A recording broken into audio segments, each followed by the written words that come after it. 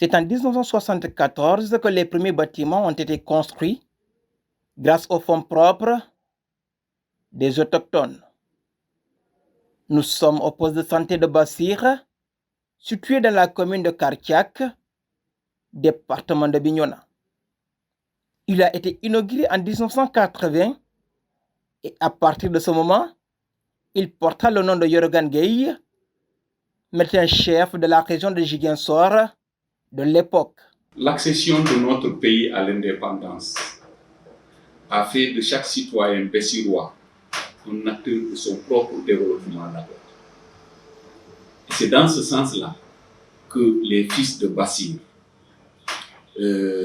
ont pensé à créer l'association d'entraide des ressortissants et résidents de Bassir pour son développement, ARBD. Et c'est après cette création, ils se sont lancés dans la lutte pour le développement de leur village. Et dans leur réflexion, ils ont pensé que, vous-même, vous l'avez dit à votre arrivée, la santé d'abord. Donc, ils ont d'abord pensé à construire un poste de santé. Et c'est en 1974 que sa construction a commencé. Elle a été achevée en 1979. Et c'est en 1980 que son inauguration a vu le jour. Et à son inauguration, en cette année-là, 80, il a pris le nom de Yoro Gange, qui était alors le médecin-chef de région de Ziguinchor. Aujourd'hui, ce poste fait face à d'énormes difficultés, notamment l'accès à l'eau, à l'électricité et à d'autres services essentiels. Les difficultés sont très nombreuses, mais il y en a quand même qui nécessitent d'être citées ici. D'abord, les charges fixes que le poste de santé doit supporter. On parle de l'électricité, on parle de l'eau, mais surtout l'électricité. Et vous savez, un poste de santé ne doit pas rester sans eau ni électricité. Vous avez vu tout à l'heure ici un frigo qui est branché et qui fonctionne 24 heures sur 24.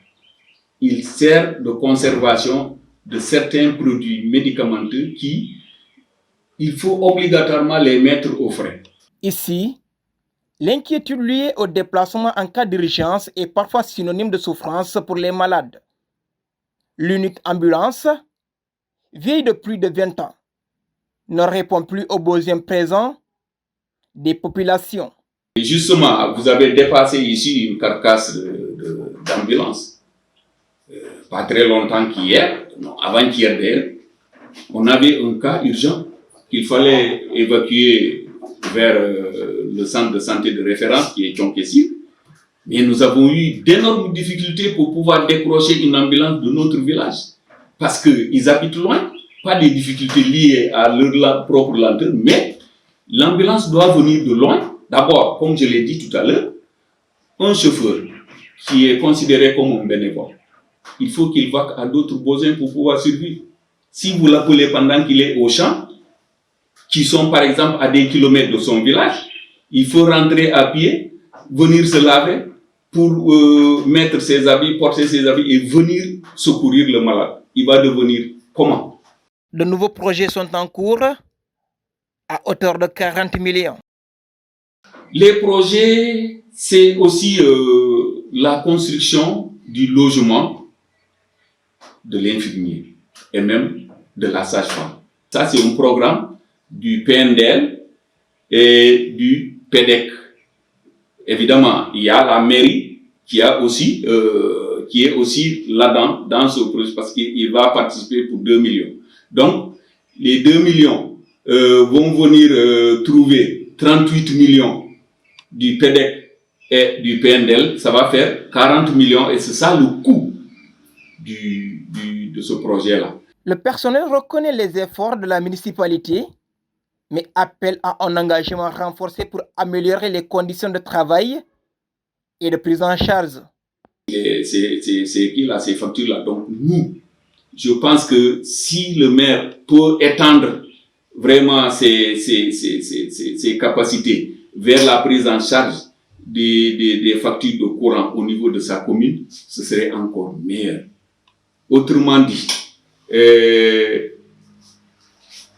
nous mettre ici des plaques solaires pour éviter certaines charges. Ce message est lancé auprès des autorités locales, étatiques et des personnes de bonne volonté. Il s'agit de soutenir ce poste de santé afin qu'il continue à servir dignement les populations. Mais l'aide d'abord, c'est nous, notre supérieur hiérarchique, c'est le conseil municipal, c'est le maire.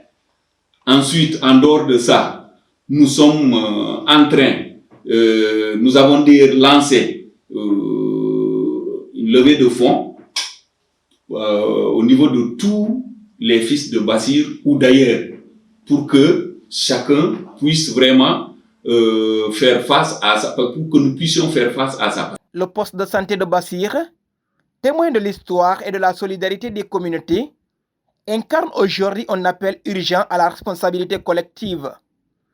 Soutenir cette structure, c'est préserver un héritage et garantir aux générations futures un accès équitable aux soins, là où chaque vie compte.